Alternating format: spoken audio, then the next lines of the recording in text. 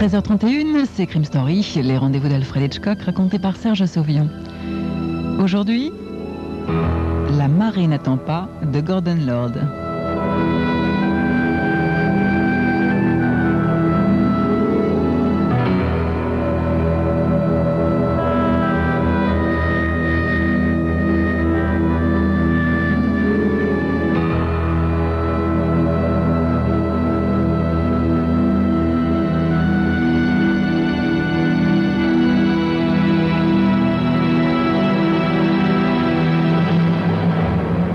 Les dunes de sable, étroites et longues, montent presque à pic de la plage. Entre elles et l'océan, les enfants jouent bruyamment. Chaque jour, ils creusent tous ensemble un simple trou, très large, entassant le sable tout autour. Quand la marée montante commence à emporter les remparts de sable, les enfants protègent ceux-ci avec leur corps. Criant de joie, ils se jettent au-devant des vagues et travaillent avec acharnement pour réparer le mur et le garder intact le plus longtemps possible. Bob, le vendeur de glace installé à l'entrée de la plage, explique un jour les raisons de ce jeu à Fred Fergus, un vacancier. Ce sont les mêmes gosses qui reviennent tous les ans, monsieur Fergus, et tous les ans, ils reprennent ce jeu. En tout cas, je peux vous dire qu'ils creusent jamais deux fois au même endroit. Ah bon? Et pourquoi? Demande Fred. Ils cherchent un trésor, monsieur Fergus. On leur a raconté que des pirates ont enterré leur trésor sur cette plage, profitant du brouillard qui tombe ici tous les soirs, depuis que le monde est monde. Ah, dans ce cas, je comprends mieux, dit Fred Fergus. Il tend la main pour prendre la glace à la fraise, destinée à sa femme, Maude, et rejoint celle-ci déjà installée sous son parasol à l'endroit habituel. « Maude, pourquoi on vient toujours dans le même coin ?» lui demande-t-il. « On croirait que t'as loué ce morceau de sable. »« J'aime bien être ici, Fred. Mais si tu préfères, on peut aller ailleurs. » Maude fixe sur Fred un regard clair, comme si elle n'avait pas senti l'agressivité. Elle a appris à ne pas discuter avec lui. Muet à son tour, Fred pose sa serviette sur le sable et s'installe de manière à pouvoir contempler la foule des jeunes femmes bronzées qui surveillent leur progéniture. Le moment venu, il fera son choix, mais patience, pas encore. Pour le moment, il se contente d'admirer la minceur de leur corps ferme et élancé, bien différent de celui de Maude. Quand il l'a épousée, Maude, voici un an, il la savait bien en chair, mais il savait aussi qu'elle était très riche. Et il a toujours désiré avoir beaucoup d'argent, Fred. Il connaissait sa fortune, elle était veuve et c'était lui qui, en tant que courtier en bourse, gérait son portefeuille. Dès qu'il trouva celui-ci assez garni pour lui permettre d'abandonner son travail et ne rien faire, il commença à lui faire la cour. Son veuvage, créant en elle un grand vide, Maude fut pour lui une proie facile et tomba dans ses bras aussitôt, comme un fruit mûr, en soupirant. « J'étais si seule, Fred, si terriblement seule, et personne pour me conseiller, personne en qui avoir confiance. Oh, Fred, je suis si heureuse. » « Vous inquiétez plus, Maude, vous inquiétez plus. Je prendrai soin de vous, » avait-il répondu, songeant à part lui, « jusqu'à ton dernier sou, ma grosse. » Il découvre rapidement qu'en fait de fruits mûrs, Maude a le cœur plutôt dur quand il suggère un compte en banque commun. « Ah non, non, lui dit-elle, tu toucheras une rente, c'est tout. » Il tente de discuter, mais Maude ne l'écoute même pas. À la fin, excédé, il s'écrie « Mais tu te demandes peut-être pourquoi un beau type comme moi, intelligent et pouvant s'offrir toutes les filles qu'il veut, est allé te chercher ?» Elle répond simplement « Non, Fred. Je sais que tu m'as épousé pour mon argent. Mais on pourrait être très heureux tous les deux. Il ne tient qu'à nous. On doit essayer. Je le ferais volontiers si t'étais pas si bête et si grosse. À peine a-t-il prononcé ces paroles méchantes, il comprit que l'erreur qu'il venait de commettre risquait de lui coûter cher. La pensée que, plus âgée que lui, elle devait en toute logique mourir avant lui et lui léguer sa fortune, l'a un peu consolé. Mais l'idée de cette mort n'a vraiment pris de l'importance que lorsqu'il a commencé de regarder les jeunes femmes en maillot sur la plage. C'est depuis qu'il fantasme sur la mort de Maude, cherchant les voies et les moyens d'avancer le terme de cet heureux événement. Pour maintenir son apparence de mari modèle, il s'est bien gardé de flirter avec l'une ou l'autre des baigneuses. Le moment venu, tout le monde témoignera ainsi que les Fergus formaient un couple uni, sans histoire. Ils habitent l'une des plus belles villas et ils sont pratiquement les seuls à avoir une domestique. Tu devrais faire de l'exercice, Maud, si tu veux maigrir. Tu pourrais te baigner au moins 2 fois par jour. Étonné et content, il voit que Maud suit son avis. Elle nage bien, d'ailleurs. Étalée paresseusement sous le parasol, il la regarde revenir d'au-delà des brisants. Il imagine alors qu'il aperçoit l'aileron d'un requin en train de fondre sur elle, ou que le courant l'emporte et qu'elle appelle au secours. Alors, il serait riche, et il pourrait courtiser librement l'une de ces jeunes femmes minces et bronzées. Mais Maud revient toujours, avec ses brasses régulières et fermes. Lui-même ne sait pas nager, et s'il se baigne, il reste au bord. Il trouve d'ailleurs l'eau froide. Pas les enfants, apparemment, ni leur mère. Quant aux maris, ils surgissent pour le week-end, et Fred compare leur corps mou et flasque avec sa propre musculature dorée par le soleil. Il choisit exprès le plus pâle et le plus maigre des maris s'il a envie de discuter, et il sait que son rire gai et chaleureux le fait remarquer de toutes ces jolies femmes. Il a conscience de tout cela alors qu'étendu sous le parasol, il lit durant les longues heures ensoleillées de l'après-midi. Au début, il achetait des romans policiers chez le libraire du village, mais il a arrêté au bout de 2 semaines. Ce ne serait pas prudent de passer pour un passionné de meurtre. Mais curieusement, c'est Maud, un jour, qui lui a donné l'idée. « Fred, ces trous que les enfants creusent, c'est drôle, on dirait des tombes. » Quand Fred va prendre son bain, il passe toujours près du trou profond creusé par les enfants et, fasciné, regarde au fond. Parfois, il lui semble y voir Maud, étendue, tout au fond. À la marée montante, elle sera recouverte. Le lendemain, il n'en restera aucune trace. La marée n'attend personne, songe-t-il. Avec ça, du brouillard tous les soirs et les enfants qui ne creusent jamais au même endroit. Comme c'est gentil de leur part. Et en remerciement de l'aide involontaire qu'ils peuvent lui apporter, il leur donne des petites tapes amicales en disant « Oh, il est joli ce grand trou !» Les enfants l'aiment bien. Et le regardant avec des yeux innocents, insistent à leur tour. « Ah oui, n'est-ce pas, monsieur? Il est encore plus grand que celui d'hier. »« Oui, oui, j'ai remarqué. Vous travaillez bien, bravo !»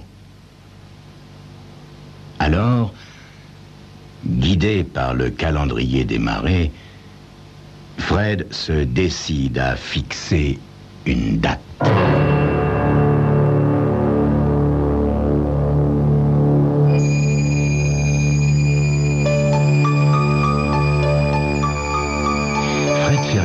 Mettra-t-il son plan à exécution et réussira-t-il à assassiner sa femme et ainsi hériter de toute sa fortune? C'est ce que vous saurez dans quelques instants.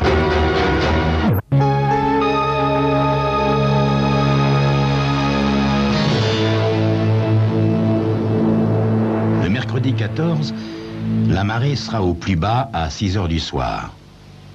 Les enfants commenceront à creuser vers 3 heures au ras de l'eau. Le trou restera ainsi ouvert jusqu'à 9 heures et à minuit, il sera complètement sous l'eau. L'avant-veille de la date fatidique, Fred parvient miraculeusement à détacher la couronne d'une de ses molaires supérieures. Pendant le dîner, en effet, il mord exprès dans un os de poulet et fait « Aïe! Ouh! Fred !» s'exclame Maude, compatissante. « Que t'arrive-t-il » Il retire la couronne de sa bouche. « Regarde, Maude, je viens de me casser une dent. »« Oh, mon pauvre chéri, il y a un dentiste au village, tu vas aller le voir. »« Non, je veux pas d'un dentiste que je connais pas, non, je préfère attendre un peu et voir si j'ai mal. »« Mais évidemment, tu vas avoir mal, Fred. Et tu sais que tu ne supportes pas la douleur. » Ainsi, Fred a-t-il à présent une raison plausible de s'absenter quand il le désirera. Quelques heures plus tard, il prend rendez-vous par téléphone avec son dentiste habituel pour le matin du 15. « J'irai en voiture, » explique-t-il à Maude. « Je partirai la veille au soir pour éviter les encombrements. Je dormirai à l'appartement et, après avoir vu le dentiste, je reviendrai ici en fin de matinée. »« Ainsi, tu rentreras à temps pour te baigner, » remarque Maude. « En ce moment, la mer est basse vers 6 heures. » Dans l'après-midi du 14, Fred s'occupe de 2 choses. Il apporte une énorme pierre près du trou des enfants et la place sur le haut du rempart de sable. « Il vous faut du poids, les enfants, pour empêcher le sable de descendre. »« Ah ça c'est vrai, monsieur. Faut mettre des pierres pour que ça tienne. » L'idée est d'emblée adoptée. Fred retourne à son parasol et regarde les enfants qui charrient pierres et galets jusqu'au trou. Puis, profitant de ce que Maude nage au large, il prend dans son sac son beau briquet en or et le glisse dans l'une de ses propres poches. Maude ne découvre la disparition de son briquet que le soir, après le dîner, au moment d'allumer une cigarette. « Oh c'est bizarre, Fred, » dit-elle après avoir fouillé plusieurs fois dans son sac de plage. « C'est bizarre, j'étais persuadée de l'avoir mis là pour descendre à la plage. »« Oh, écoute, t'as dû le laisser tomber dans le sable. Veux-tu qu'on aille voir ?» propose Fred qui, s'apercevant que sa main tremble un peu, la cache sous la table. Il se lève, mais, saisi d'un frisson, doit s'agripper au dossier de la chaise. Il a la gorge sèche. Il craint qu'elle ne refuse, plus encore qu'elle n'accepte. Mais quelle que soit l'issue maintenant, de toute manière, il est engagé. Maude relève la tête et dit « Tu crois ? Avec cette brume sur la plage ?» Il rejette l'objection d'un mouvement de la main. Il a cessé de trembler. « Je crois surtout qu'on ferait bien d'y aller maintenant. On va prendre la voiture, je partirai directement de là-bas. Toi, tu pourras rentrer à pied, c'est pas loin. » Elle acquiesce, soumise, comme doit l'être une bonne épouse. « Très bien, Fred. Mais alors, dans ce cas, je vais prendre la grosse torche électrique. On retrouve plus facilement quelque chose sous une lumière oblique. » Où t'as appris ça, toi ? Je l'ai lu dans un livre, Fred. Tu sais, un de ces romans policiers que tu lisais toi-même. Tu sais, celui où ils enterrent le cadavre dans le sable. Dans le sable ? Fait-il vivement. Oui, dans le sable. Fred, tu m'écoutes pas. Hein ? Si, je t'écoute. Excuse-moi, je pensais à autre chose. Répond-il en décrochant sa veste du porte-manteau de l'entrée avant de saisir son sac de voyage. Le parking de la plage est désert et les maisons les plus proches hors de vue, cachées par les dunes de sable. La brume épaisse s'étend en longues traînées grises et l'on entend le bruit du ressac invisible. Fred, souriant, descend de la voiture. Maude, qui n'a pas encore allumé sa lampe torche, le suit docilement. « Fred, Regarde tous ces moustiques. Ah non, écoute, ils sont pas gênants. Allez, viens, répond-il en caressant le briquet dans sa poche. Il s'arrête à l'endroit où ils étaient assis dans l'après-midi. Il se sent les jambes en coton. Il voudrait se retourner, la frapper, en finir, au point d'en oublier toute prudence. Les vagues, Maud. Comme c'est romantique. Tiens, viens donc voir les vagues. Il ne pense même plus qu'il est venu chercher un briquet, la jeter dans le trou. Ne cesse-t-il de se répéter. La jeter dans le trou, rien d'autre ne compte. Allez, viens, Maud! Il marche à grands pas vers le trou. Elle peut toujours crier, songe-t-il. Personne ne l'entendra avec la marée qui monte. Il s'arrête brusquement, craignant qu'elle ne soit restée en arrière, mais elle se heurte soudain à lui. Il sursaute à ce contact. Il regarde la lampe torche qu'elle a apportée. Il ne faudra pas l'oublier après. « Fred ?» demande-t-elle tout à coup. « Qu'est-ce qu'il y a? Quelque chose ne va pas ?»« Mais non, non. Sauf que j'ai de la route à faire cette nuit, et on est là en train de traîner. »« Pardonne-moi, Fred. » Sa soumission le rend furieux. Elle mérite de mourir. Ça n'est qu'une grosse femme inutile qui n'a jamais eu ni occupation, ni besoin, ni souci. Arrivé au bord du trou, Fred s'arrête. « Maud !»« Oui, Fred ?»« Regarde, il y a quelque chose au fond du trou. Viens voir. » Obéissante, Maud s'approche du bord et, tandis qu'il se penche pour saisir une pierre, elle remarque « Oui, c'est un seau. Un des enfants a dû l'oublier. » Ce sont les dernières paroles qu'il entend prononcer. À 10 heures du soir, la marée montante lèche le mur de sable et commence à l'éroder.